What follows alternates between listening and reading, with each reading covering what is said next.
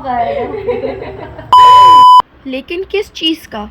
अस्सलाम वालेकुम everyone and this is your Sana. तो चलिए आज का व्लॉग घर के बाहर निकलने के साथ शुरू करते हैं। पिछले व्लॉग में दिखाया था कि रात हमने सैरिश की ईदी पैक की थी, उसके बाद अगले दिन का ये व्लॉग है जिस दिन हम रेडी शेडी हो गए थे और मैंने पहना था white because I love white. Ramzan की रौनक को एंजॉय करते हुए अभियान के साथ हम पहुंच जाते हैं रास्ते के मज़े लेते हुए आपी के घर। और ये रही मैं सैरिश की बकेट लेते हुए मस्त एंट्री मारती हूँ और हम उसके बाद डायरेक्ट पहुंच जाते हैं मेरी बहन के कमरे में और मिलते हैं सैरिश से, क्योंकि सैरिश तैयार ही होती है तो हम सैरिश से मिलते हैं और ये भी पोज मारने में कम नहीं है। तो ये था गाइस भाभी और मेरा आज का फुल आउटफिट चेक। उसके बाद अफ्तारी का टाइम हो गया तो हम अफ्तारी करने बैठ गए। अफ्तारी में अपी ने पता नहीं कि बहुत कुछ बना रखा था, जो भी था सब चिकन का था क्योंकि हम चिकन खाते और आप ही ने न्यू बेडशीट बिछाई थी हम लोग आए थे तो।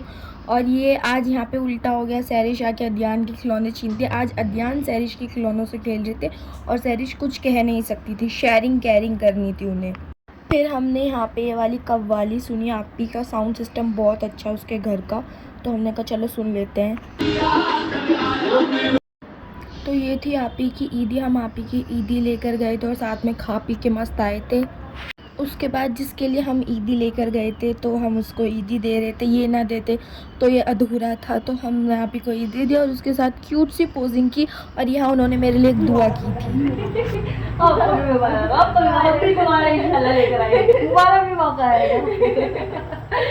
और यहाँ पर इनकी सवारी निकल गई थी, पता नहीं कहाँ लेकिन कहीं तो निकल ही गई थी। खैर हमने खाई थी खाने में बिरयानी, चिकन तंदूरी और एक और डिश थी जो आप ही ने बनाई थी, मुझे उसका नाम याद नहीं था।